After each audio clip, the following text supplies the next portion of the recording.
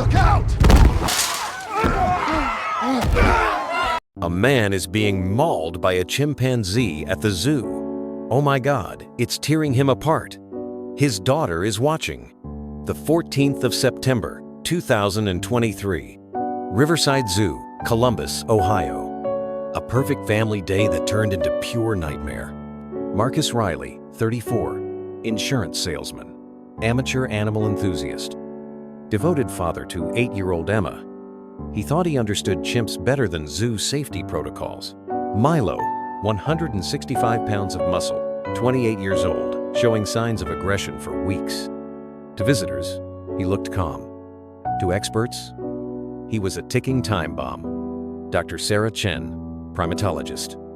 A single adult male chimp has the strength of 5 grown men. When they attack, they don't just bite, they tear, they rip, they destroy. At 2:47 p.m., Marcus stood with his wife Jennifer and daughter Emma at the primate exhibit. Phone ready for the perfect shot.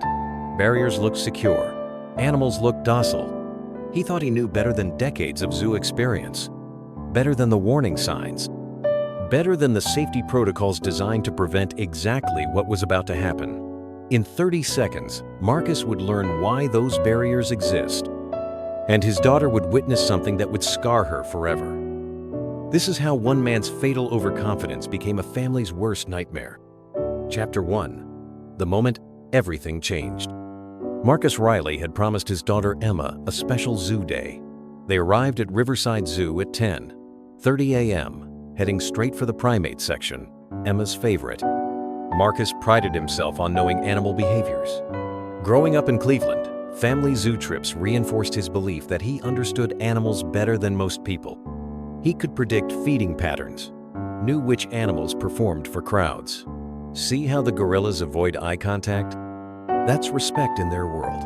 But Marcus's confidence came from documentaries and casual observation, not scientific training. His knowledge was surface level, dangerous enough to make him overconfident, shallow enough to make him reckless. The chimpanzee exhibit featured multiple safety barriers, a 6-foot glass viewing wall, a 3-foot buffer zone, secondary mesh fencing, and a 12-foot concrete moat separating visitors from the chimp's island habitat. Milo lived on that island with 3 other chimps. The exhibit had operated for 15 years without incident. But zoo staff had noticed changes in Milo's behavior.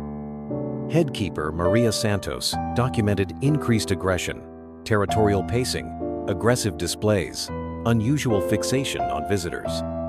Milo had been acting different, more alert, more focused on crowds. We were monitoring the situation. Dr. James Whitfield had observed Milo 3 days earlier. His notes described heightened territorial behavior and increased interest in human activity. Staff considered temporarily removing Milo from public viewing, but decided continued observation was sufficient. As the Riley family approached the exhibit around 2:30 p.m., other visitors gathered at the viewing glass. Children pressed faces against the glass, pointing excitedly at the chimps. Milo sat apart from the others, dark eyes scanning the crowd with unusual intensity. Marcus immediately began taking photos, capturing Emma's wonder. "Look at the big one, Daddy. He's looking right at us." Milo was indeed watching them. His gaze followed Marcus along the viewing area. When Marcus stepped closer to the glass, Milo shifted position, maintaining eye contact. He recognizes we're watching him. Look how smart he is. Other visitors began noticing Milo's fixation. A mother pulled her toddler away, feeling uncomfortable. But Marcus remained oblivious to warning signs. At 2:45 p.m., Marcus made a fatal decision. Frustrated by glass reflections and distance, he noticed a maintenance gate slightly ajar near the exhibit's side. Warning signs covered every surface. Danger, do not enter. Authorized personnel only. Deadly animals, stay back. I'm just getting a better angle. Marcus, you can't go in there. Look at those signs. It's just a few feet. The chimps are way over there. I'll get amazing shots and be back in 30 seconds. Daddy, where are you going? Just getting better pictures, sweetheart. Stay with mommy. Marcus pushed through the maintenance gate at exactly 2:47 p.m. He stood inches from the secondary mesh barrier, raising his phone. Milo's reaction was immediate. The massive chimp leaped up, body language transforming to aggressive alertness. His lips pulled back, revealing yellowed canine teeth. The chimpanzee launched himself across the 12-foot moat in a single bound, 165 pounds of muscle propelling through the air.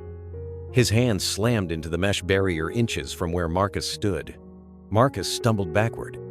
Milo was already working at the barrier, intelligent fingers finding a weak point where maintenance workers had recently repaired a section. "Help! Somebody help me!" The mesh barrier split open with a metallic snap that echoed across the zoo. Chapter 2. The Man Who Thought He Knew Better.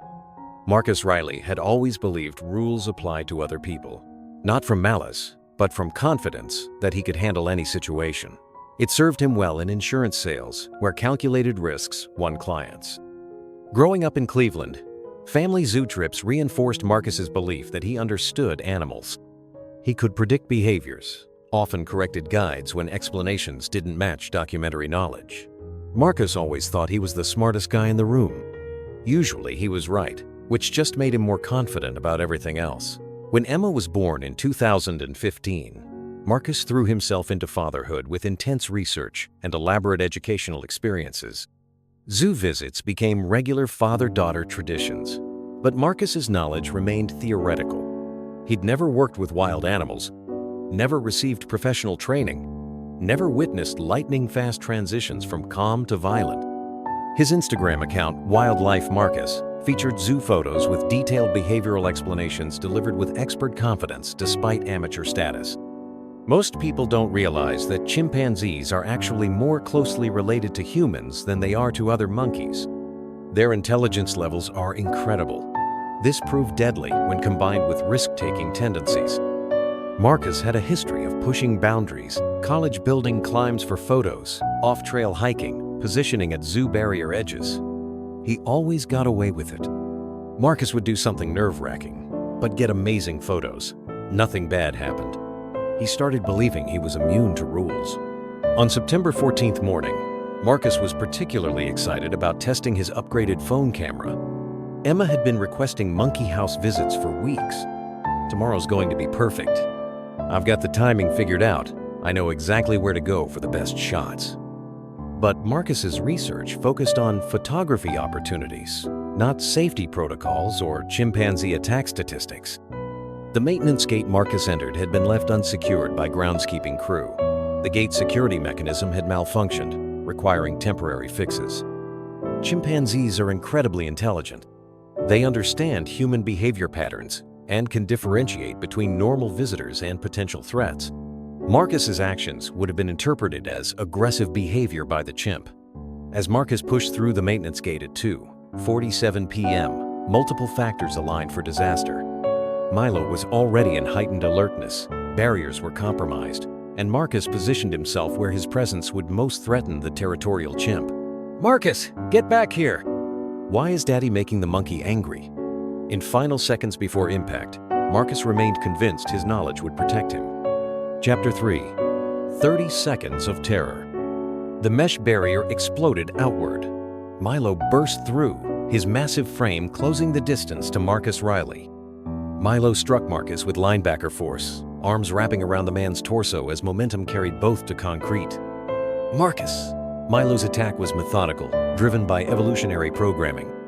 Powerful hands gripped Marcus's shoulders, pinning him while teeth sought vulnerable targets. Face, throat, extremities. "Get off! Get off me!" Milo's bite force, over 1,300 pounds per square inch, easily tore through skin and muscle. 8-year-old Emma stood frozen, watching the interesting monkey hurt Daddy. "Mommy, make it stop! A man is being attacked by a chimpanzee at Riverside Zoo. Please send help." Zoo staff ran toward the exhibit. Headkeeper Maria Santos radioed for emergency response, but tranquilizer equipment was 200 yards away. Code red at primate exhibit. Adult male visitor in enclosure with Milo. Need emergency response immediately. Dr. James Whitfield was reviewing paperwork when the call came through. A 165-pound chimpanzee in full attack mode could kill a human in minutes. Marcus's struggles were weakening. Each movement sent fresh agony through torn flesh, and blood loss began affecting coordination. Milo showed no tiring signs. Somebody do something. Marcus tried crawling away, hands slipping in his own blood. Milo followed, maintaining grip and continuing methodical assault. Maria Santos reached the exhibit 4 minutes after attack began. She could see Marcus still moving, but blood amount on concrete suggested he wouldn't remain so much longer. Where's the tranq gun? En route. Dr. Whitfield is 2 minutes out. Santos made a decision violating every safety protocol. She grabbed a fire extinguisher and began looking for ways to reach the enclosure. Dr. Whitfield arrived with tranquilizer rifle just as Marcus's movements began slowing significantly. Clear shot? Negative. Too much risk of hitting the victim. They needed distraction, something drawing Milo away long enough for clear shots. Santos spotted a maintenance cart filled with tools. Help me make some noise. We need to get Milo's attention. Guards began banging tools against metal cart while Santos activated an air horn. The cacophony echoed across the primate area. Milo looked up from his victim, blood-stained face turning toward disturbance source. For a moment, his attention shifted from Marcus to humans, making noise beyond barriers. Dr. Whitfield raised the tranquilizer rifle. The dart struck Milo in upper chest, sedative payload beginning to enter bloodstream immediately. Milo seemed to lose interest in his victim. He stood slowly, swaying as drugs took effect. Marcus lay motionless on blood-stained concrete. Marcus! The attack lasted 4 minutes and 37 seconds. Marcus had learned the difference between watching animals and facing them. Chapter 4. The Aftermath and What We Learned. Marcus Riley's survival fight continued as paramedics rushed him to Riverside University Medical Center. The 14-minute ride saw Marcus flatline twice, only to be revived by the trauma team working frantically in the speeding vehicle's back. Dr. Angela Torres had seen animal attacks during her 20-year career, but nothing prepared her for Milo's systematic devastation on Marcus's body. I've never seen bite patterns like this. The precision was almost surgical. This wasn't random violence, it was methodical, intelligent destruction. Marcus's injuries read like a chimpanzee attack textbook. Severe facial trauma with deep puncture wounds to both cheeks and left eye socket. Massive tissue loss to scalp and ears. Crushing injuries to left shoulder and collarbone. Deep lacerations to both arms and hands. The surgical team worked 11 hours stabilizing Marcus's condition. 3 operations were required, just controlling bleeding and repairing life-threatening damage. Jennifer spent those 11 hours in hospital waiting room, holding Emma while trying to answer impossible questions. Will Daddy look different? Jennifer didn't know how to answer. The doctors had been honest about facial damage extent. Marcus would need extensive reconstructive surgery, and even then, would never look the same. Media response was immediate and intense. Video footage captured by multiple zoo visitors spread across social media within hours. News vans surrounded Riverside Zoo by evening. Zoo officials found themselves in crisis management mode. Director Patricia Kellman held next morning's press conference, facing questions about safety protocols and circumstances allowing visitor barrier breaches. Our hearts go out to the Riley family. We are conducting a full investigation into this tragic incident and reviewing all of our safety procedures. Milo's fate became intense public debate point. Animal rights activists argued the chimpanzee acted on natural instincts and shouldn't be punished for human stupidity. Others demanded Milo's immediate euthanization. After extensive consultation with experts, officials reached a compromise. Milo would be relocated to a research facility with enhanced security measures, removed from public viewing but allowed to live. Milo didn't choose to be born in captivity. He was responding to what he perceived as a territorial threat in the only way his evolution had taught him. Investigation revealed cascading small failures, combining for catastrophic results. The maintenance gate's faulty lock, incomplete repair work, emergency pulling groundskeeping staff away.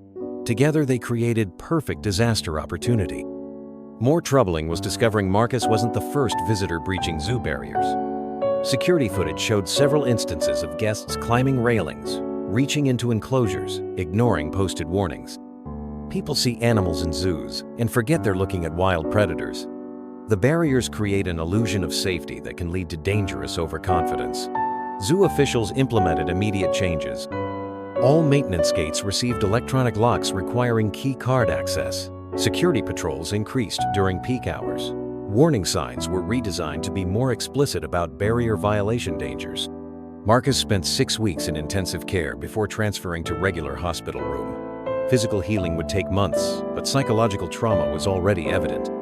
He suffered severe PTSD, experiencing nightmares triggered by any animal mentions. He keeps apologizing. He says it over and over, that he's sorry, that he should have listened, that he put Emma in danger. The guilt is eating him alive. Emma's trauma was more complex. At 8 years old, she lacked cognitive framework processing what she witnessed. She stopped sleeping through nights, waking up screaming from angry monkey dreams.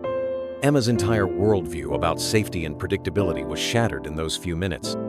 She learned that Daddy couldn't protect himself, that animals could hurt people, and that the world contained dangers she had never imagined. The Riley family's financial situation deteriorated rapidly. Marcus's medical bills exceeded $400 in the first month alone, while his work inability eliminated their primary income source. The family ultimately settled with Riverside Zoo for an undisclosed amount, covering medical expenses. The zoo's insurance paid the settlement while maintaining Marcus's own actions were the incident's primary cause. 6 months after the attack, Marcus returned home, face permanently altered by reconstructive surgeries. He spoke with difficulty due to jaw nerve damage, and his left arm remained partially paralyzed. The confident man who walked into the zoo that September morning was gone. The incident highlighted social media's role in encouraging dangerous behavior. Marcus's Instagram account had been filled with increasingly risky zoo photos, each post garnering likes and comments reinforcing his animal expert belief. The positive feedback from social media created a reinforcement loop. Each successful risk led to more likes and comments, which encouraged Marcus to take bigger risks for better content. The zoo attack was the inevitable result of this escalation. 1 year after the attack, Marcus Riley agreed, speaking publicly about his experience for the first time. His zoo safety conference appearance was shocking. Facial scarring, speech difficulties, obvious physical limitations. "I thought I knew better. I thought my experience and knowledge made me special, made me exempt from the rules that protected other people. I was wrong, and my family paid the price for my arrogance." Marcus's testimony profoundly impacted zoo safety protocols nationwide. His first-hand attack account drove home the reality of what could happen when safety barriers were breached. Emma, now 9, had made significant therapy progress but still struggled with anxiety and sleep disorders. She developed particular interest in animal conservation, not from interaction desire, but from recognizing their power and need to respect their wildness. "I want to help animals stay in the wild where they belong. They're not mean, but they're not pets either. People need to understand that." The psychological impact on zoo staff was equally significant. Maria Santos, headkeeper who witnessed the attack, struggled with guilt over security failure, allowing Marcus restricted area entry. "We train constantly for emergency situations, but nothing prepares you for the reality of watching a human being torn apart by an animal you've cared for daily. The sounds, the blood, the helplessness, it changes you." The broader zoo community implemented sweeping changes, responding to the incident. New mandatory safety standards specifically addressed visitor behavior and barrier integrity. Training programs were enhanced to include de-escalation techniques for dealing with rule-breaking visitors. 2 years after the attack, Riverside Zoo reopened its primate exhibit with dramatically enhanced safety features. New barriers included electrified fencing, wider moats, and observation areas positioned well beyond even the most athletic chimpanzees' reach. Milo lived out remaining years at Ohio Primate Research Center, becoming part of behavioral studies examining captivity's long-term effects on chimpanzee psychology. Despite his violent outburst, Milo showed no unusual aggression toward trained handlers. Milo's attack on Marcus wasn't aberrant behavior. It was a completely normal response to what he perceived as a territorial threat. The tragedy wasn't that Milo was unusually violent, but that Marcus placed himself in a situation where normal chimpanzee behavior became deadly. Marcus Riley's recovery continued slowly but steadily.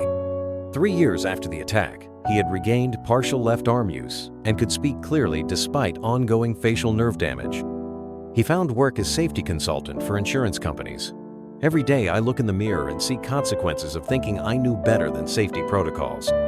My scars are permanent reminders that overconfidence can be deadly and some mistakes can't be undone. The Riley family story became a cautionary tale used in psychology courses studying risk perception and decision-making. Marcus's transformation from confident animal enthusiast to permanently disabled victim illustrated how quickly life-altering consequences could follow momentary judgment lapses. Professional handlers use the incident as a teaching tool, emphasizing no experience amount could eliminate inherent risks of working with dangerous species. Marcus Riley thought 34 years of zoo visits made him an expert. But I've worked hands-on with chimpanzees for 2 decades, and I still treat every interaction as potentially deadly. The moment you stop respecting these animals' capacity for violence is the moment you become vulnerable to attack. The final lesson was simple but profound. Wild animals are not pets. They are not entertainment. They are not subjects for social media content. They are powerful, intelligent, and potentially deadly creatures deserving our respect and distance. The barriers exist for a reason.